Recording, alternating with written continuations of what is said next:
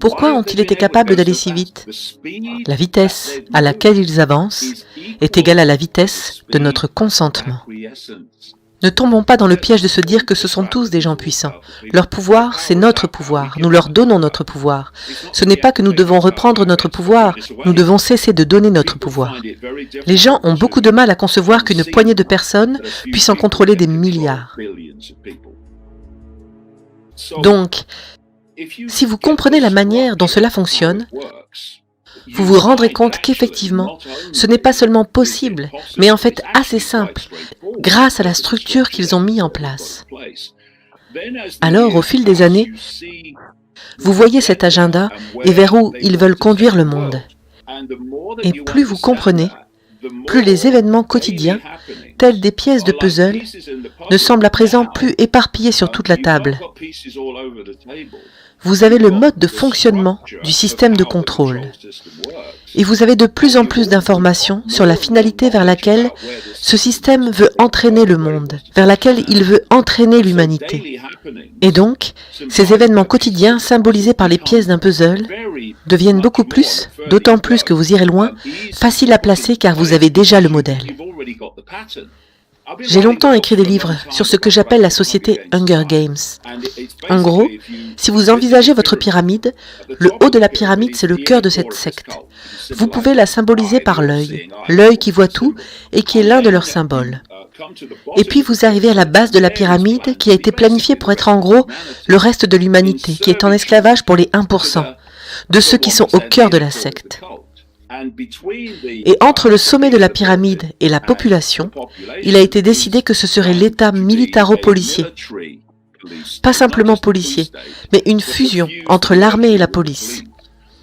L'État militaro-policier qui imposera la volonté des 1% sur la population et qui empêchera toute rébellion. À présent, l'idée est de maintenir la population sous le contrôle total des 1% par la dépendance. Dépendance égale contrôle.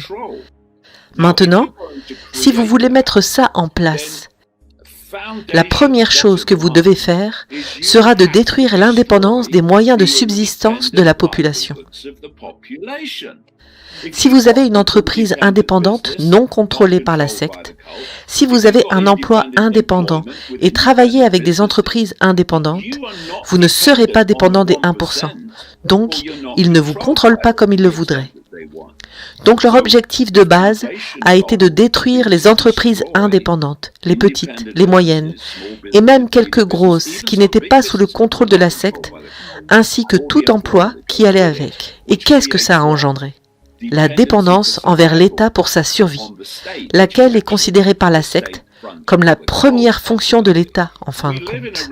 Nous vivons dans une réalité, mais il y a deux mondes dans cette réalité. Il y a le monde dans lequel vit la population et qui est profondément et systématiquement limité dans l'information qui est mise à sa disposition. Et puis vous avez cet autre monde, c'est le monde des sociétés secrètes, ainsi que de nombreux groupes secrets qui se transmettent un niveau de connaissance très différent tout au long des générations à travers des rituels du réseau des sociétés secrètes. La vie vous offre si souvent votre plus beau cadeau sous la brillante apparence de votre pire cauchemar.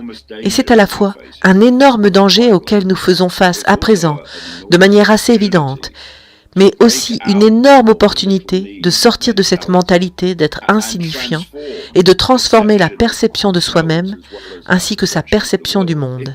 Si les gens pensent que la situation est mauvaise actuellement, alors ne bougez pas et ne faites rien. Et vous verrez que la situation dans laquelle nous sommes, c'est du pipi de chat, comparé à celle vers laquelle nous sommes censés aller. Et le monde dans lequel nos enfants et petits-enfants devront vivre, je veux dire, est presque inimaginable, c'est impensable. Quand est-ce que nous allons dire stop ? Le meilleur à faire pour nos enfants, est-ce de leur offrir les dernières paires de baskets et le dernier smartphone? Ou réellement d'empêcher la dégénérescence de leur cerveau et d'empêcher que leur liberté soit détruite pour le reste de leur vie? C'est ça faire ce qu'il y a de meilleur pour nos enfants, et nous devons le faire. Nous n'avons pas à nous battre avec qui que ce soit. Je veux dire, vous savez, nous ne voulons pas nous engager dans ces conneries. Je veux dire, ce sont des idiots sanguinaires. Ils sont recrutés dans ces unités pour faire ça parce que ce sont des idiots et des psychopathes. Nous avons besoin d'agir à grande échelle. Ils savent que de toute façon, nous n'allons pas coopérer à notre propre esclavage et que nous ne ferions pas des choses stupides qui nous asserviraient. L'espoir est toujours dans le futur. L'espoir projette toujours quelque chose qu'on espère devant nous. Personnellement, je n'espère pas que quelque chose arrive. Je veux le provoquer maintenant au lieu d'espérer. Il y a un autre état perceptif que j'appelle savoir, ce dernier étant bien plus puissant que l'espoir. Car vous savez, nos perceptions créent notre réalité. Mais le processus qui montre comment nos perceptions deviennent réellement notre réalité est très simple. C'est pourquoi lorsque vous amenez les gens à penser qu'ils sont insignifiants et sans pouvoir, ils ne vous causeront pas de problème parce qu'ils vivront leur vie de la façon dont ils pensent qu'ils sont. Et donc la puissance de votre perception est fondamentale pour créer la réalité. C'en est littéralement la cause et l'effet. Ne tombons pas dans le piège de se dire que ce sont tous des gens puissants. Leur pouvoir, c'est notre pouvoir. Nous leur donnons notre pouvoir, ce n'est pas que nous devons reprendre notre pouvoir.